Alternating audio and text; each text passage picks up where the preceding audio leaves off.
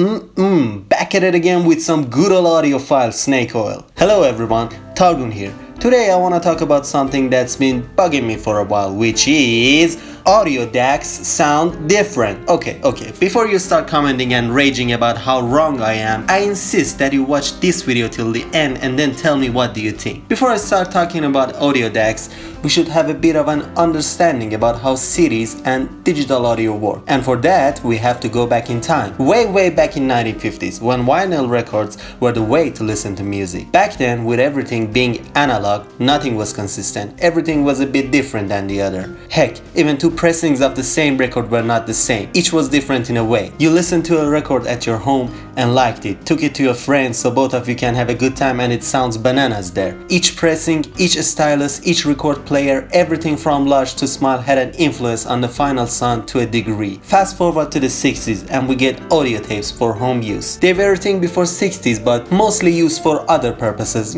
professional purposes. Now we have reel-to-reel and cassette tapes, one being the higher fidelity choice for pro enjoyers and the other for everyone else. Recorded sound on tape was more consistent than on a flattened PVC pipe, yet we still had the same problems of before. Each tape player had some wow. Each audio head and circuit had its own characteristics. With each use, you were wearing the head and the tape down, and as a result, you were losing top end of your sound. Something had to be done about this. After all, companies are still caring for their customers and they want to produce something durable and practical instead of giving out some trash that would be obsolete in a year or so you have to buy the latest trash again. Enters digital audio. Okay, first things first. In reality, there's no such thing as digital audio. Everything is still analog. We can't listen to ones and zeros, can we? At first, digital sampling of an analog wave wasn't much and was done with low sample rates, which introduced problems such as inaccurate frequency reproduction, something that you might have heard on those old toy keyboards. They too use sampled audio, although with low sample rates. Back in the 80s was when the art of digital sampling was perfected.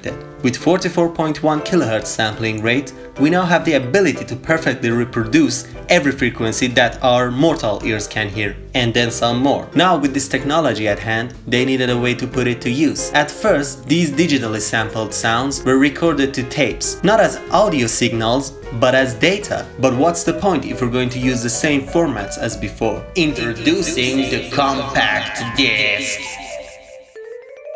A new form of storing data that works with light. How crazy is that? Just imagine how people felt back in the day when they first heard about this. A form of storage that's immune to everything and nothing can affect how it delivers. But compact discs are a story of their own. Let's go back to DACs. How do they work?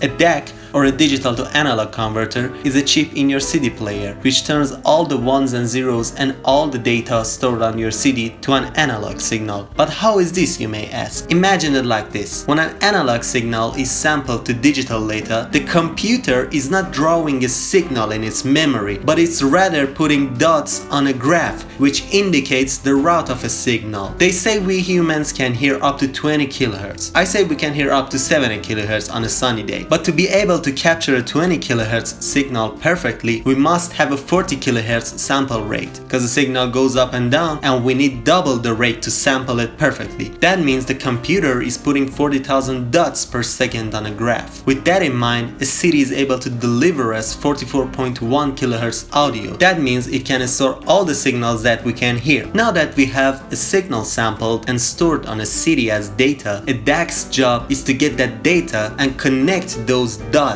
and form a signal again. You see where I'm getting at? DACs are not chips able of processing audio or changing it. The only thing they do is connecting those dots. And all DACs able of reproducing 44.1 kHz audio, which they all can since the dawn of CD players, can deliver a lossless audio to you perfectly. That means no DAC sounds different than the other. They all are outputting the same thing. And the same thing goes for CD player lasers too. They all are reading ones and zeros. There's no difference between them or how they read it. As a result, from the cheapest CD-ROM on your 2004 laptop to the most expensive of audiophile grade players, they all are outputting the same signal. After all, this is the whole idea behind CD and digital, to get the same result every time, everywhere, perfectly. What is the point of inventing another format if it was going to make the same mistakes that the ones before it made? Moving on to audiophiles. Of all the people and audiophiles that I've talked to who believed CD players sound different, all of them tested this theory, like play a CD, listen to it, then change the CD player and listen to it again. And that's the most stupid way of testing that you can do. If you really want to do the test, you have to directly hook up your player to a computer that is able to record audio at 44.1 kHz, record the signal, and then do it again for another player. Now you can properly A/B test them and mix inverted signals to check if there's any difference. And even if there was any difference between them, then I'm afraid your CD player has an EQ circuit that's outputting EQ'd audio rather than flat. With all I've said, you should have a pretty good idea on why DACs don't sound different, but it's everything that comes after it, like EQs and the listener's judgment of the sound, which makes the difference. I mean, imagine paying $2,000 for a CD player. You have to hear a difference. You gotta hear it even if it's not there. You want to tell me that I've paid all this money and there's no difference?